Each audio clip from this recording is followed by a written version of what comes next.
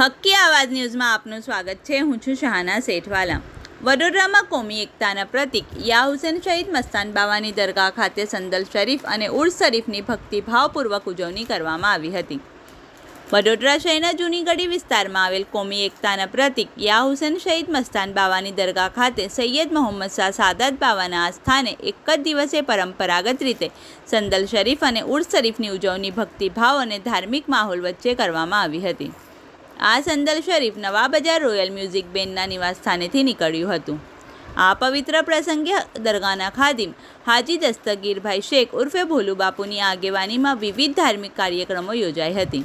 મોટી સંખ્યામાં વિવિધ સમાજ અને ધર્મના લોકો ઉપસ્થિત રહી દરગાહમાં હાજરી આપી અકીદત વ્યક્ત કરી અને દેશ રાજ્યમાં શાંતિ, સુખ, સમૃદ્ધિ તથા કોમી એકતા માટે દુઆ કરવામાં આવી હતી। આ કાર્યક્રમમાં જાણીતા સામાજિક કાર્યકર ધાર્મિકભાઈ સોની અને અકબરભાઈ જાનુમિયા શેખે પણ ખાસ હાજરી આપી હતી। સમગ્ર કાર્યક્રમ સૌહાર્દ, ભાઈચારા અને કોમી એકતાના વાતાવરણમાં સફળતાપૂર્વક સંપન્ન થયો હતો।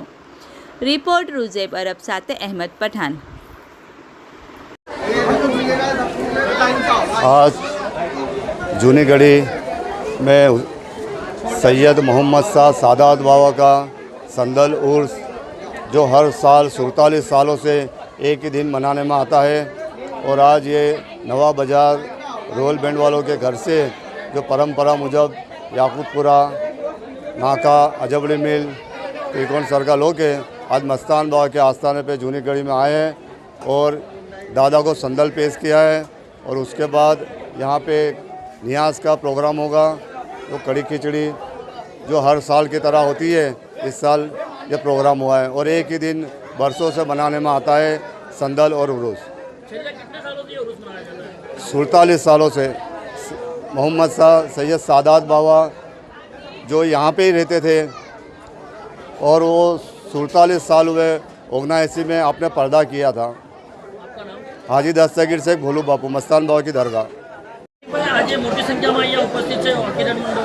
आज वडोदरा शहर में आवेल जूनी गढ़ी विस्तार में मस्तान बाबा दरगाह कमिटी में आज 47मु संदल उर्स राखवामां आव्युं छे।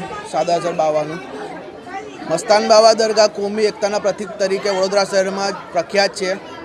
અને આજે આપણે જોઈને ખુશી મળશે કે વડોદરા શહેરના તમામ મુસ્લિમ, હિન્દુ દરેક ધર્મના લોકો આજે અહીં ઉપસ્થિત છે અને લોકોની આસ્થા છે આ દરગાહ જોડે જોડાયેલી।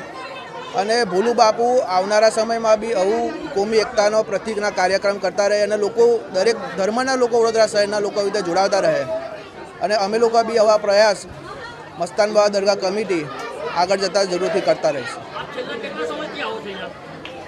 मैं અને મારું પરિવાર તો ખાસા સમયથી આવી રહ્યો છે, કમસે કમ 8 થી 10 વર્ષ થયા હશે આ વાતને।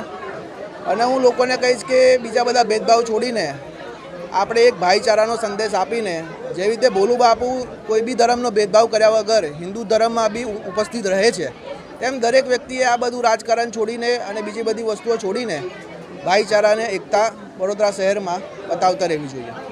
ધાર્મિક શો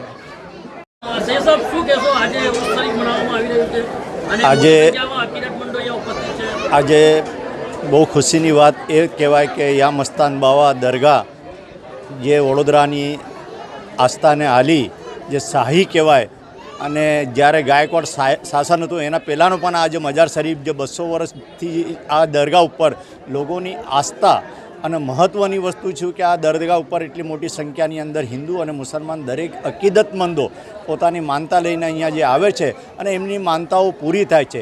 એટલા સુધી કે ઉદ્યોગપતિઓ પણ એમની ઘરની કોઈ પણ તકલીફ હોય એના માટે અહીંયા જ મન્નત અને મુરાદ રાખે છે તો યા મસ્તાન બાવા દરગાહ ઉપર એમની જરૂર મન્નત મુરાદ પૂરી થાય છે અને પૂરી થયા પછી પણ દરગાહ ઉપર આવીને એ લોકો માનતાઓ પૂરી કરે છે। આજે ખુશીની વાત એ છે કે મોહમ્મદ